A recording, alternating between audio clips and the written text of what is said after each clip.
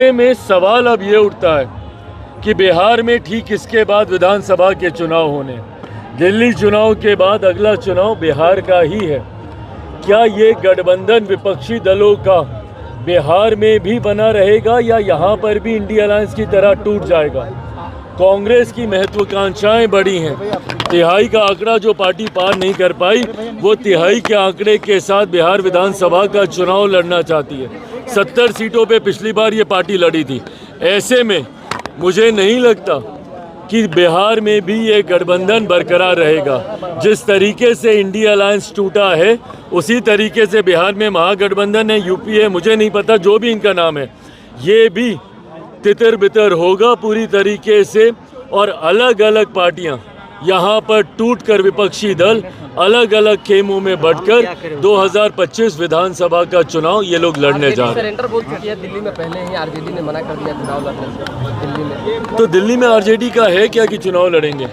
जिस पार्टी का अस्तित्व बिहार में ना बचा हो, दिल्ली में जो बिहार के लोग हैं वो किस वजह से हैं बताएं? राजद के लोग दिल्ली में जो बिहारी हैं वो इन्हीं के सताए हुए हैं ना, यहीं से प्रताड़ित होकर गए हैं वो लोग, और उन्हीं लोगों से ये वोट मांगने किस मुंह से जाएंगे? याद कीजिए वो 90 का दशक, दिल्ली में जितने बिहार के लोग बसे हुए हैं वो राजद के जंगल राज से ही प्रताड़ित होकर गए थे। तो किस मुंह से ये लोग जाएंगे वहाँ पे वोट मांगने? और बल्कि गलती से भी अगर ये किसी मंच पर विपक्ष के किसी भी दल के साथ दिख गए, वो कांग्रेस हो या आम आदमी पार्टी, उनका भी सर्वनाश ये लोग कर आएंगे, क्योंकि बिहारी इन्हीं से नाराज होकर गए थे। अभ्यर्थियों पे बस एक लाइन, क्योंकि आप लगातार आवाज उठा रहे हैं। भाई देखिए, बीपीएससी का जो मुद्दा है, छात्रों का जो मुद्दा है, मैंने इस बात को मैंने कई बार कहा कि मेरे लिए भी ये एक महत्वपूर्ण और चिंता का विषय है। गठबंधन के भीतर हर मंच पर मैंने अभ्यर्थियों की समस्याओं को, उनकी चिंताओं को, उनकी मांगों को मैंने रखने का कार्य किया। गठबंधन में सहयोगी होने के नाते पूरी मर्यादा को निभाते हुए गठबंधन के भीतर मैंने अपनी बातों को रखने का मैंने काम किया।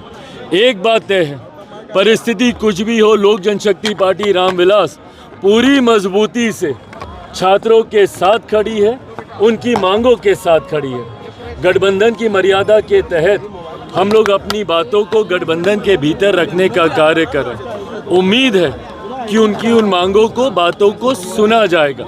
अगर ऐसी परिस्थिति नहीं बनती है, पार्टी को अगर छात्रों के हित में और मजबूत कदम उठाने की जरूरत पड़ेगी, लोक जनशक्ति पार्टी रामविलास उससे भी कतई हिचकिचाएगी नहीं। पर मैं मानता हूं कि किसी भी छात्र के साथ किसी तरीके का कोई अन्याय नहीं होगा।